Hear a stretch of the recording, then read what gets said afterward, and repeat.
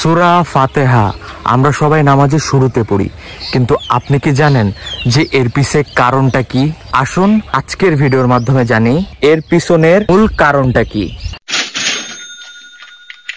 তো hello everyone, আমি Asif Mahmud and welcome to my new vlog. আর এই ভ্লগের সিরিজে ডিফারেন্ট এপিসোডে লাইফের মিনিং খোঁজার চেষ্টা করব, আর এই পুরো জার্নিটা আপনাদের সাথে শেয়ার করব। আমার বাসা হচ্ছে একেবারে মেইন রোডের সাথে, আর বাসা মেইন রোডের সামনে হয়। খুব বেশিক্ষণের জন্য ভিডিও করতে পারি না, কারণ প্রচুর শব্দ ভাই। তো প্রথমেই শুরু করি সূরা ফাতিহার অর্থ দিয়ে। ফাতিহা অর্থ হচ্ছে প্রথম। কিছুক্ষণ আগে রোদ ছিল, এখন আবার আকাশ মেঘলা মেঘলা, এখন আবার ধীরে ধীরে বৃষ্টি পড়তেও শুরু হয়েছে। এই ভিডিও বানানোর ক্ষেত্রে এরকম ছোট ছোট অনেক ঝামেলা থাকে, যেগুলোর কথা মাথায় রাখা লাগে। তার মধ্যে আপনাদেরকে কয়েকটা দেখাচ্ছি আর কি। এখন হাঁটতে হাঁটতে স্টেশনের সাইডে চলে আসছি। এই জায়গাটা তুলনামূলক একটু নিরিবিলি, তো এখানে ভিডিও বানাতে সুবিধা হবে। যদিও অনেক চিন্তায় ছিলাম, যদি জোরে জোরে বৃষ্টি চলে আসতো তাহলে আমি এইভাবে আর ভিডিও বানাতে পারতাম না। তো ফাতিহা শব্দের অর্থ হচ্ছে প্রথম, আর এই সূরার যে মেইন থিম সেইটা হচ্ছে জীবন আল্লাহ তাআলার ভালোবাসা এবং রহমত দ্বারা পরিচালিত, এবং জীবনের প্রকৃত সার্থকতা আল্লাহর ইবাদতের মধ্যে নিহিত। তাই আমরা দিন রাত আল্লাহ তাআলার কাছে সঠিক পথের জন্য প্রার্থনা করব।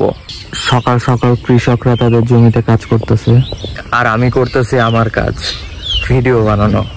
আমি বিভিন্নভাবে ভিডিও বানাই দেখছি, কিন্তু দিন শেষে আপনারা সব থেকে বেশি পছন্দ করেন আমার ভ্লগগুলো। আমি নিজেও জানি না এর পিছে কারণটা কি, কিন্তু আমার অন্যান্য ভিডিও থেকে অলওয়েজ ভ্লগ অনেক ভালো পারফর্ম করে। এখন আসুন জানি কেন সূরা ফাতিহা প্রথমে পড়তে হয়। কারণ কুরআন শরীফে 114টা সূরা আছে, আর 114টা সূরার মধ্যে 113টা সূরাই কোনো না কোনো ভাবে সূরা ফাতিহার বিস্তারিত ব্যাখ্যা বর্ণনা করতেছে। আর এই ভিডিওটা বানানোর অনুপ্রেরণা পাইছি আমি মিজানুর রহমান আজহারীর এই বইটা থেকে। আপনারা চাইলেই বইটি কিনতে পারেন, তাহলে এইগুলো সম্পর্কে আরো গভীরভাবে জানতে পারবেন। আর যতদিন আপনাদের বই কেনা হচ্ছে না, সমস্যা নেই, I am here for you guys. আমি আপনাদেরকে ভিডিওর মাধ্যমে এই বইয়ের প্রত্যেকটা টপিক সম্পর্কে সংক্ষেপে ধারণা দিয়ে দিব। আমি বৃষ্টি আসা নিয়ে অনেক বেশি ভয় ছিলাম, যে বৃষ্টি আসলে তো ভিডিও বানানো পিছাই যাবে, কিন্তু আল্লাহর রহমত করছে, বৃষ্টিটা তেমন জোরে আসে নাই, আস্তে আস্তে পড়তেছিল, ওখান থেকেই থেমে গেছে।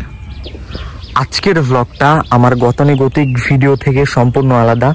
তো এই ধরনের ভিডিও যদি আপনাদেরকে ভালো লাগে তাহলে কমেন্ট সেকশনে জানাবেন। একটা জিনিস খেয়াল করছি, আমি যত বেশি খারাপ মেন্টালিটির মধ্যে থাকি না কেন, বা অনেক বেশি এংজাইটির মধ্যে থাকি না কেন, আমি যখনই ভিডিও করা শুরু করি বা ভিডিও নিয়ে ব্যস্ত হয়ে যাই, তখন আমি অনেক বেশি হ্যাপি ফিল করতে থাকি।